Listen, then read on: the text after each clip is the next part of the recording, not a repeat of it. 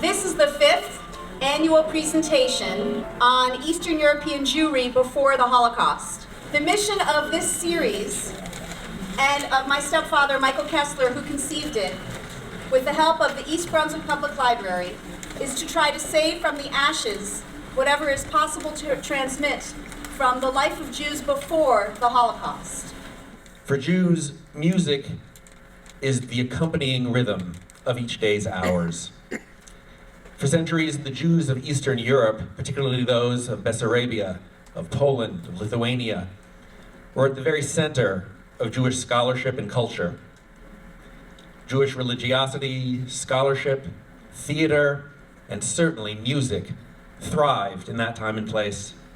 Jews soaked up the melodies that floated through the air and the forms of Middle European music and made them their own.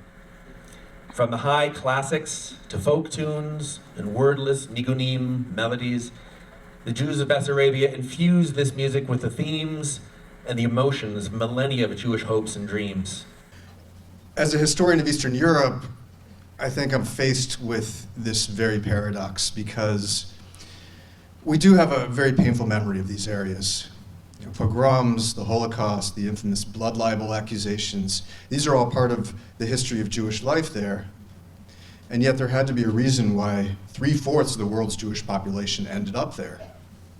And part of the answer is for several centuries since the Middle Ages, Jewish life in Eastern Europe was relatively secure and prosperous. A lot of this had to do with the economic contributions that Jews had and that they offered to the nobility, who in return would protect the Jews.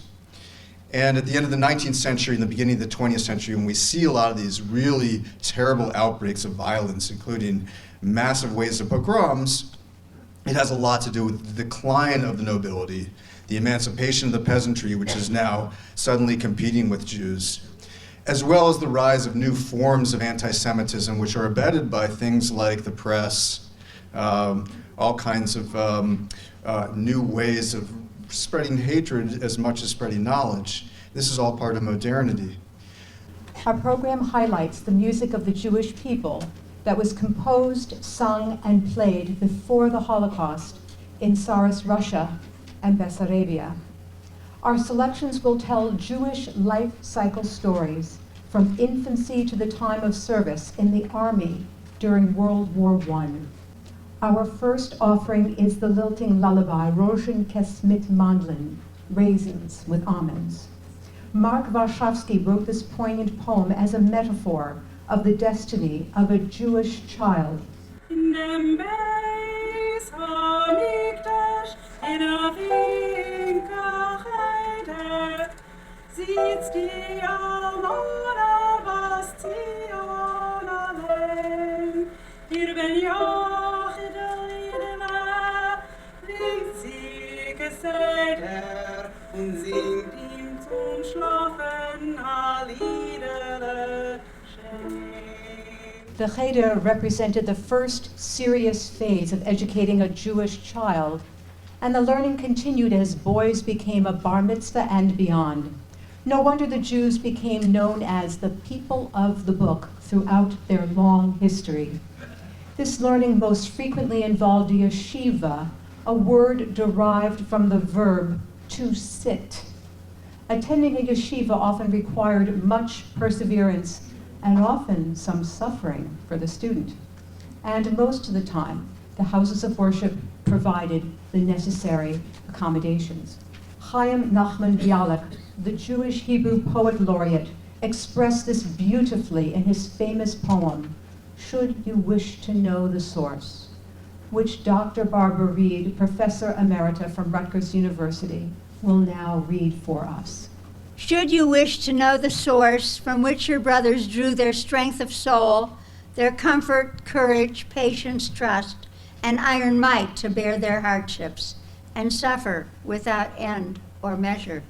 If you, my brother, know not, then enter now the house of God, the house of study, old and gray, throughout the scorching summer days, throughout the gloomy winter nights, at morning, midday, or at eve.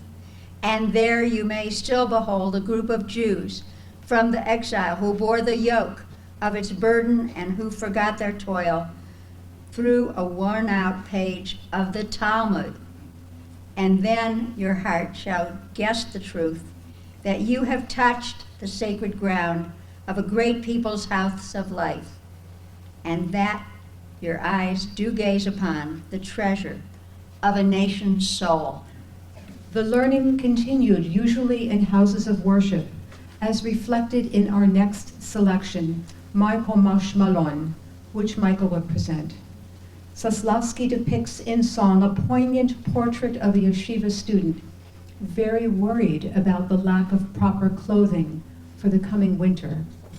The student becomes depressed by his state and finally renders a heartbreaking cry. What is the meaning of my life?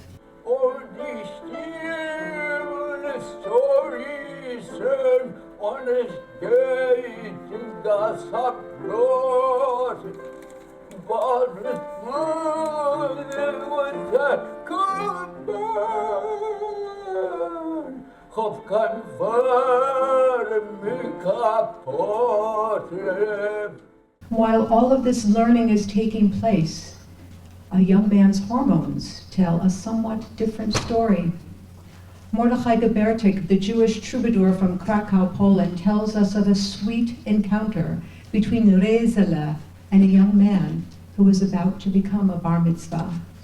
You can follow the translation and transliteration in your handouts. David Schlossberg, our pianist, will represent the bar mitzvah boy, and Debbie Gerber will represent Rezele.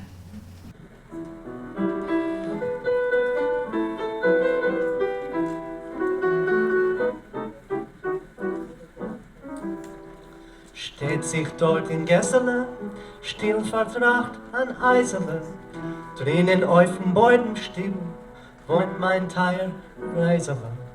Jeden Abend bei den Eisen dreh ich sich herum, gib a Pfeif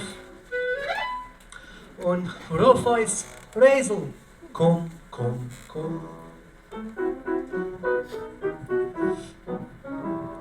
Öffnet sich ein Fenster auf, wacht aufs alte Heisele, und bald klingt in stillen Gessel, als ist kalt, so redet Reisele. Noch ein Weile wart, mein Lieber, bald will ich mein Hai. Geh sich nur auf Humor über 1, 2, 3.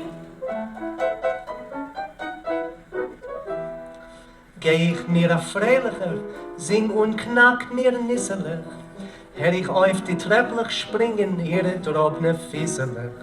Scheun herab von letzten Treppel, ich nehm sie lieber ich gib ihr still a Kusch, in Keppel, komm, komm, komm.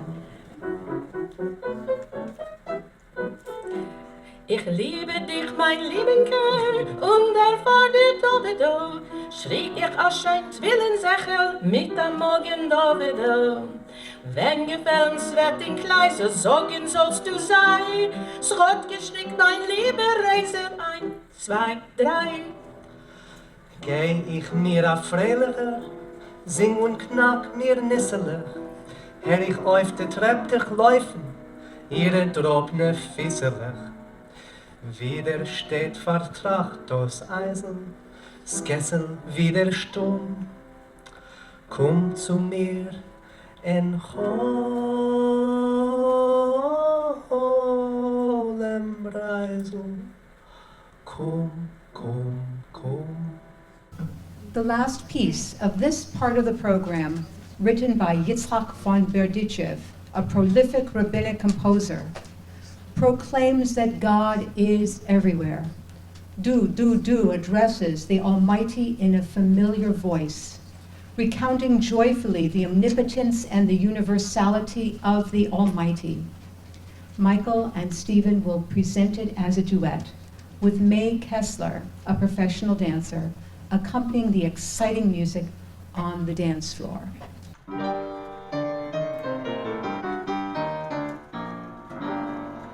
Riboy, no,